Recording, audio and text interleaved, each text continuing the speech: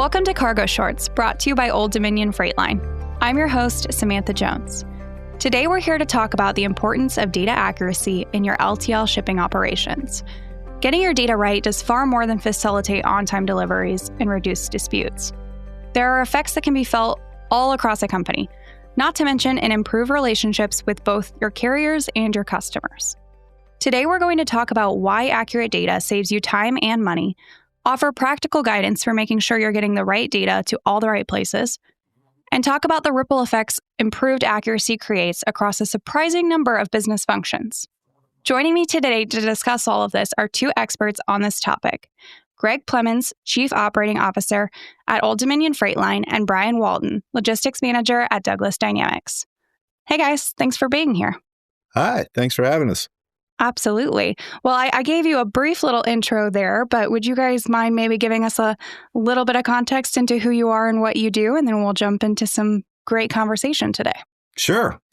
Well, I'll start. I'm Greg Plemmons, as you said, Chief Operating Officer for Old Dominion. I've been with the company almost 29 years, and more than I can count in this industry. It's really kind of all I've ever done. I love it. There's never a dull moment, for sure. And hi, Samantha. Thank you for having me today. I'm the Logistics Manager at Douglas Dynamics, and we're North America's premier manufacturer and outfitter of commercial work truck attachments and equipment. So being a leader in the snow and ice control industry, we are looking forward to the winter. I've been here at Douglas for 15 years, worked in a variety of roles from customer service to operations planning, shipping and receiving, and now I manage the transportation portion of our business. So looking forward to the conversation. Well, thank you both for being here, and how appropriate stage setting, Brian. I'm sitting here in the middle of a blizzard in Kansas, so I'm hoping my Wi-Fi is holding out for our conversation today as we get all this snow. It's great to have you both on the show and excited to talk through some of these topics. We have quite a bit, so I'm going to do my best to keep us moving through the things I think people are really going to find interesting in this conversation. But I'd like to start by kind of doing a little bit of stage setting from both of your perspectives. You guys obviously have similar but different perspectives on this topic. And we've had a lot of change in the last year, the last 5 years, but certainly the last 10 years. And so I just wanted to kind of ask you guys for your thoughts on how have shippers' relationships with their data changed in the last decade as our industry has progressed. Yeah, and since you said shippers, Samantha, I'll definitely jump in there. As a shipper like Douglas Dynamics, that has been the biggest change for us is knowing our own data. We felt that the industry has changed so much in the past few years, requiring that information to ultimately determine freight classification. So we haven't had all the weights, all the dims. We've learned so much over the years of just trying to figure that out. And that has been the key for us is knowing our data so that we can ultimately pay the lowest cost, still have great service, and get that to our customer in a timely manner. Yeah, I think. I agree with that. The industry, I guess, the importance of good quality data and the sharing of that data between partners is the biggest change I've seen in the last few years. And we rely at Old Dominion heavily on the data to make good pricing decisions up front and to give the quality service that our customers have come to expect. So it's a welcome change, and I think there's a lot more that can be done on the data front for sure. And I want to ask Brian, hearing from both of you guys there on data, we obviously have better visibility. We have more data now than we had previously. I think every year we're getting more and more data from all the tech, and we're trying to figure out, how do we use it and what do we do with it? That's our modern day problem, right? But we didn't even used to have as much as we have. So from your perspective, what's been impactful? Is it that shippers are creating their own technology and implementing technology? Or is it also, the fact that carriers are evolving their technology as well? So you're kind of getting data from two fronts. Yeah, and that's a great point. And I'm going to give my perspective, and then I'd like to hear Greg's as well, because I believe the technology has really started at the carrier level. Yeah. And what I mean by that is many of the bulk terminals, even some of the local level terminals, they would implement technology like dimensioners, pallet dimensioners. And that's where I was mentioning before is the carriers almost knew the data our own product better than we did. And so I think once we determine that, okay, carriers have the right information, we're getting a lot of re-rates because we're not providing the correct information on our bill of ladings. We need to do something about that. We need to understand it better. So to Greg's point, there can be better collaboration. We can figure out what works for the carriers, what works for us as a shipper. And so that was one of the key points that I think we kind of go back to is, we need the data to make good business decisions. So definitely wanted to get Greg's perspective on that as well, from determining technology and how it's been used on the carrier side. Greg, I'd love your thoughts on this too. And I was also kind of specifically thinking about how, from my perspective, it seems that a lot of the data that carriers are collecting isn't just beneficial for the shippers. In fact, maybe at first it was more beneficial for your operations, right? It's great data to turn over to the shippers, but we've also been able to advance the way we make decisions around load planning and preventing empty space in trailers. And we can't do any of that without knowing exactly what's going in those trailers. But then you get this great data. And it's like, well, I bet, Brian wants to know this stuff too if they don't have that data. So it almost seems like maybe it started at the carrier level, right? And it has a lot of benefits to your operations that then kind of get passed on to the shipper. Yeah, I think that's true. I think you're both right. I know here at Old Dominion, we invested heavily in the collection of good data on the front end, probably, as you say, primarily to help with our own operations, our own planning systems, and our cost model. But one of the big changes we've seen over the last few years in the industry is the sharing of that data in both directions, right? And it's great to hear Brian's perspective and their willingness to invest in the collection of that data to cut down on the re-rating. And really, shippers can improve not only billing rating accuracy, but also the service that they're getting from the carriers by providing good data early. And what about the service also that you're able to give to your customers, Brian, the people who are purchasing, your products? I have to imagine that data gaps were probably causing, missed shipments, maybe late shipments or miscommunications. And so surely that has a downstream effect on your customer service capabilities as well. Yeah, so absolutely. We can better serve our customers with, better data, better real-time visibility. If it's more efficient for the carrier, it's probably going to be more efficient downstream, as you mentioned, for the customer. So we've actually improved a lot of our packaging so that it is better suited for the LTL environment. And what that has done too is it's increased our density not only in the trailers, but also for storing the materials in our warehouses, in our customers' yards. There's been a ton of improvements there, like I mentioned, across the entire supply chain. Well, you brought up packaging. I didn't even have to do it. I know everyone likes to talk about packaging. It's just a thing. So I did want to ask about, we're talking about data, we're talking about data accuracy, but I wanted to be specific about like some of the data points we're actually talking about. And I felt like that was going to end up leading to a packaging conversation. So, Greg or Brian, thoughts on how some type of probably like consistency or at least complete accuracy when we're talking about your freight profiles goes into this conversation. We're saying data, but what is that data made up of? Probably the exact specifications of what it is you're shipping, the size, how it's packaged, all of this. So any kind of thoughts on the ways that packaging comes into play here? Yeah, I'll tackle that one. It's super important, obviously. there's only so much space on a trailer. And so to the extent we get good, accurate dimensions, good, accurate density, even, leading into the early pricing conversations, that's, if we understand the density of the product, we understand our cost to serve, we can avoid those uncomfortable conversations down the road where we have to go back and revisit pricing. Shippers really can do a great deal on the front end with a simple tape measure and some scales, right?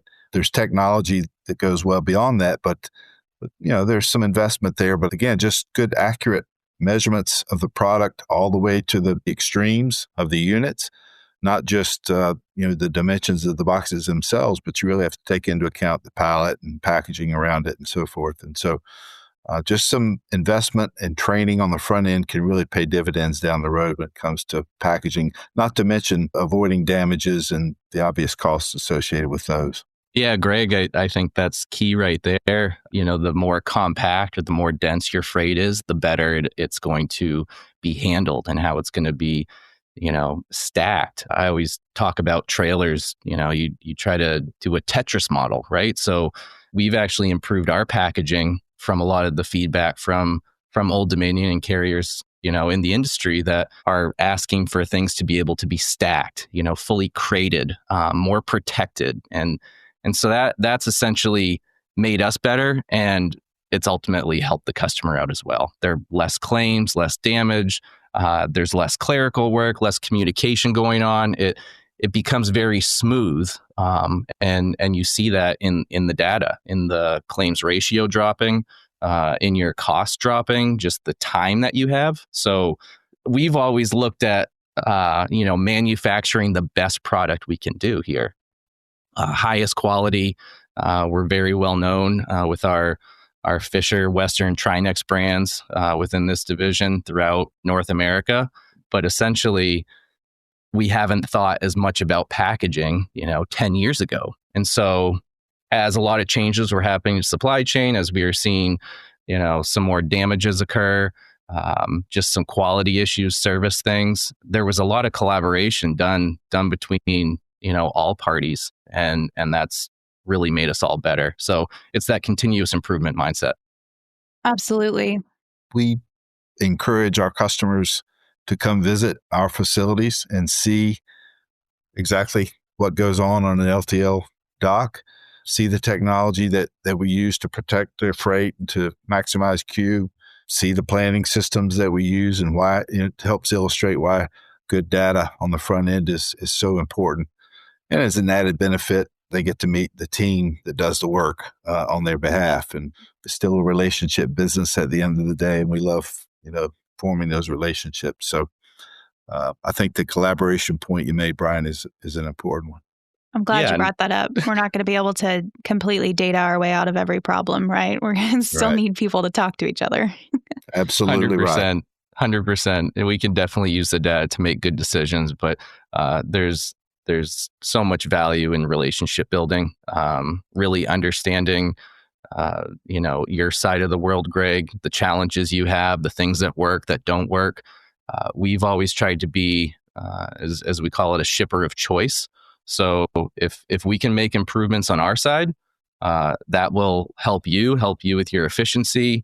That's what we focus on. It's got to be a two-way street or even a four-way stop sign, right? Where you have the shipper, maybe the 3PL involved, the carrier, and then the end user customer. So, ensuring that we have that collaboration. We do the same thing, invite carriers into our facilities, obviously give them a great tour of our products that we make here and manufacture, but also really focus in on our staging area, our packaging, meeting the drivers and building those relationships. So helps all around.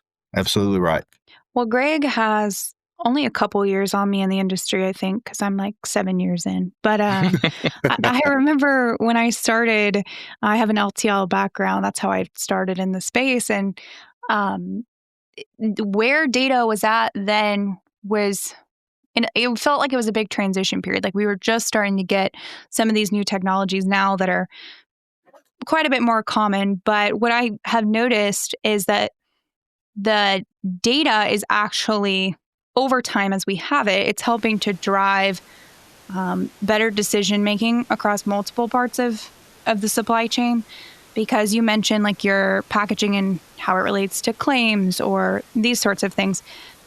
To be honest, claims, there was a point in time when that was a difficult thing to really understand what was going on and why and where it was occurring. And especially if you had decentralized logistics control across your organization. And so it seems that, slowly but surely we have risen to the occasion. We've taken the data and we've started to use it to actually make changes across our business that improve the experience that customers ultimately have, that consumers have. Like, you mentioned that you have a great brand, you're known for something, and it used to be put it on a truck and cross our fingers.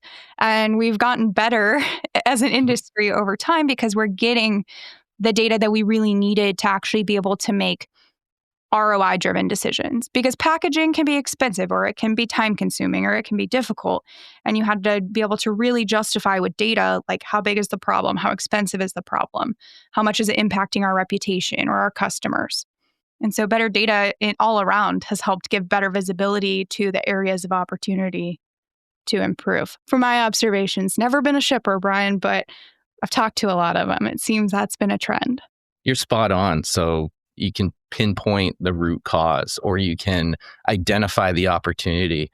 And that's what we've always done here at Douglas as a shipper, like so many do, is, how do you make it better every day? How do you have that continuous improvement process and build that process into, a better working machine? On that note, you might have been going this way, but I would like to get your guys' advice actually for how shippers can make their data correct, improve their own data accuracy. What best practices have you found or seen that have made an impact? And just kind of maybe we kind of give a little bit of advice here just from experience and what we've seen and observed and done. Yeah, and it goes back to the beginning. What is data? Yes, it's helpful, but what do you do with that information? So obviously, with a lot of changes in the industry, there's more requirements now. You need to provide your actual dimensions and weight of the pallet. So we have 3 divisions at Douglas Dynamics, and what's nice, I think, about sharing with others is we have one division that still measures with a hand tape, measuring tape essentially, to get the length, width, and height. And then they put that on the scale, and that's how they put that information into a TMS, transportation management system. Their volume is a lot lower, so they can do that, but that's what's working, is putting all that information into the system that then selects the carrier, and essentially you get your correct density and freight classification. And then on the other side, with a different division that I'm in, we have automated that process. So we have a TMS, but we also invested in a pallet dimensioner with FreightSnap. And so essentially we have installed 3 different dimensioners in 3 different locations that is going to integrate with our ERP. And so what that does is you put the pallet under the dimensioner. You scan a barcode that the sensors then will take those dims and weights, get the classification, and then that is populated automatically onto our bill of ladings. So those are 2 different ways right now. You can manually measure your pallets, or you can integrate it into your process and system. Do you have any advice on, like, I'm sure some people might wonder, like, how much would I need to be shipping volume-wise to justify having a dimensioner? Do you have any thoughts on that? I think it comes down to knowing what your re-rates are. So if you're getting a lot of additional costs on the back end of the invoicing process, that's where you can determine, how much money is on the table. What do I need to go invest in? Yeah. So one, I'm hearing, obviously, take the time to invest in the data accuracy, whether that has to be measuring it with a measuring tape and putting it on a scale, or if you decide to go the route of a dimensioner. But then Greg's such an excellent point that data accuracy, but then speed would be the second part of that. Like, how soon can we get it to our carriers to fit my shipments into an optimal load plan, an optimal route for the carrier, and fewer manual touches? Because I mean, let's be honest, that's the direction our whole world is going, especially, logistics operations. Can we reduce the amount of times tedious data entry has to be done, and reduce the chance of making manual errors or mistakes as well that cause revisions? You didn't say another option on your quote there. You said a right shipment usually goes right, and I'm thinking, and one that starts wrong probably goes wrong. And I'm sure it hopefully ends up right, but I'm sure there's a lot of turbulence through the life cycle of that shipment. So how can, by getting it right up front, we can significantly improve our experience throughout the life cycle of the shipment and the process of the final delivery as well. Yeah, that's true. You hit the nail right on the head. So we typically figure it out, even if it's if we have to adjust midstream, we tend to figure it out, but there's costs associated with that, right? And then rework and re-rating, or misloading, whatever the case may be. And so getting it started off correctly every time is key. And again, if we can bypass the human intervention, starting with the bill of lading, that reduces potential for error. If we can reduce the touches, it not only speeds the transportation of that shipment, but it reduces the probability of damage. Right, the more you touch a shipment, the greater the likelihood of some sort of damage. And we really have worked hard on that front, invested heavily in the collection of data and the technology that we use to protect these shipments, because we have to. Our customers are counting on us to deliver that shipment in perfect condition every time, and so we've really worked hard on that front. And I think our results show it. So I know that, Greg, you highlighted how important it is for pricing and costing for a carrier's operations to know exactly what you're getting and how it's going to work within your systems and your load plans. And if we can reduce manual intervention and touch points, then that operates more efficiently in our systems, and maybe we can be more price competitive with this partner. And so that obviously could translate potentially to some savings for the shipper. But from the shipper's standpoint, I've observed an interesting trend in that I was even on a walk before it was blizzarding here a couple of weeks ago, and I saw a shipment getting an LTL liftgate delivery right down the street from me.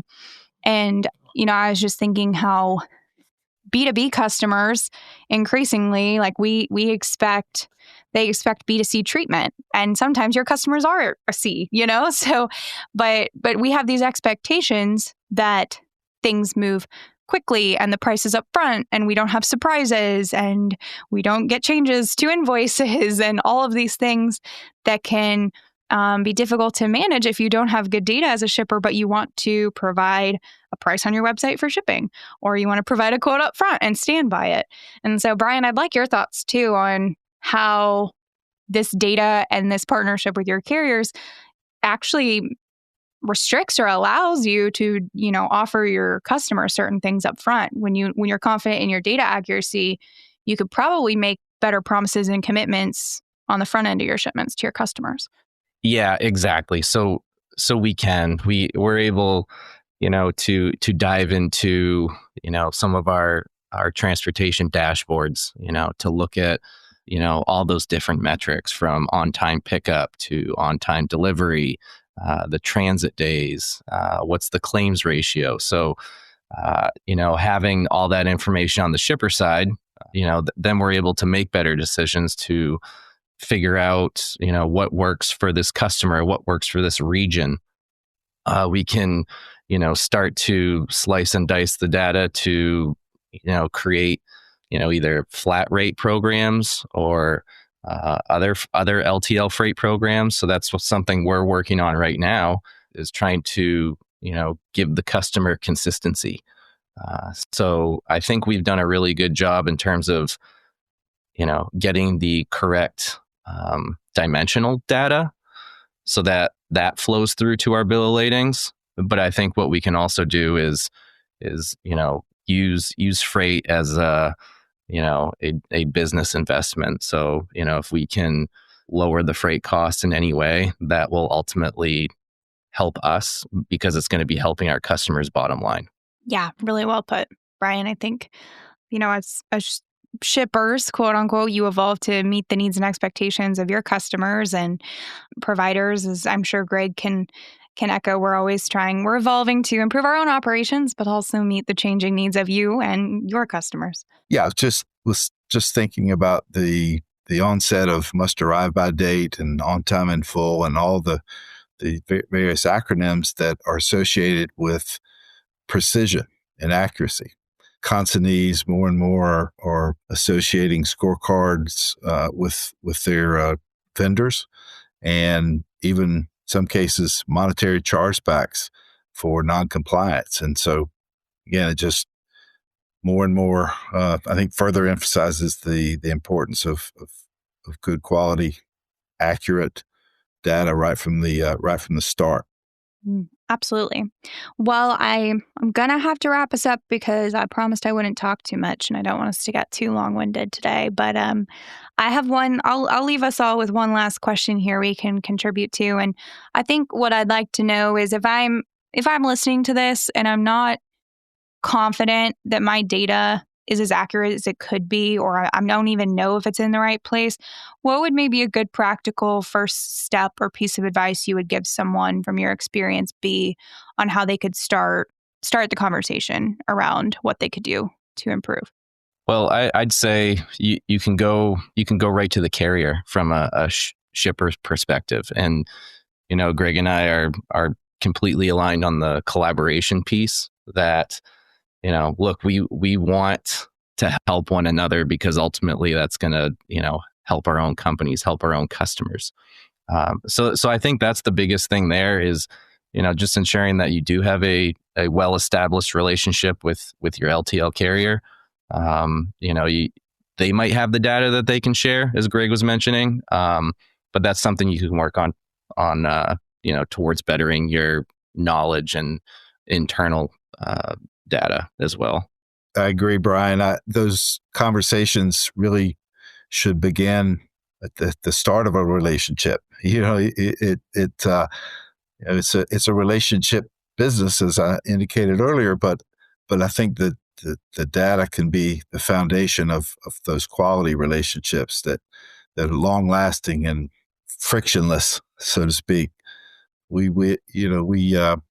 No carrier wants to re-rate shipments. I promise you, no carrier certainly wants to damage shipments. It's a pain point for carriers, maybe as much as it is for shippers. And so, just begin those conversations early with your carrier. Request to visit a facility or some facilities to see the technology that they're using to meet the team, and share that good. We enjoy those conversations. We have them on a regular basis. We especially enjoy when our customers are willing to make the investments on the front end, as Brian has with dimensioners and packaging and all the things we've talked about so far today. So reach out to your carrier, and I think it'll sort of create a nice long runway for a successful relationship. Absolutely. And I think I would just add my own thoughts to that and say that this industry has been progressing rapidly, and I don't think that's going to slow down or stop. So unfortunately, this isn't a get your ducks in a row one time and then relax for 5 years. So I think this is a way to look at it as there's always an opportunity to get better and to find that next thing, that next innovation, that next data point, that next way of looking at and measuring our results to drive the next improvement. So don't get too comfortable, but I think it's fun to have a good challenge. So agreed. Well, thank you both for being here. I enjoyed hearing from you guys, and thank you for letting me be a part of this conversation. Yeah, thank you, Samantha, and thank you, Greg. Really enjoyed it. I did as well. Thank you both, and happy holidays. And thank you guys for listening. If you want to learn more about the best practices and the mistakes to avoid in your shipping operations, be sure to visit odfl.com/OD Outlook. While you're visiting the OD Outlook section of the Old Dominion Freight Line website, if you want to stay up to date on key trends impacting global supply chains, be sure to check out OD's most recent white paper, The Power of Data Accuracy in LTL Shipping. If you enjoyed this episode, be sure to check out our full Cargo Shorts podcast series. You can find us on Spotify, Apple Podcasts, Amazon Music, SoundCloud, and YouTube Music. You can also leave us a comment on Spotify. Please rate and review, share with your colleagues, or drop us an email at marketing@odfl.com. Thanks for listening, guys.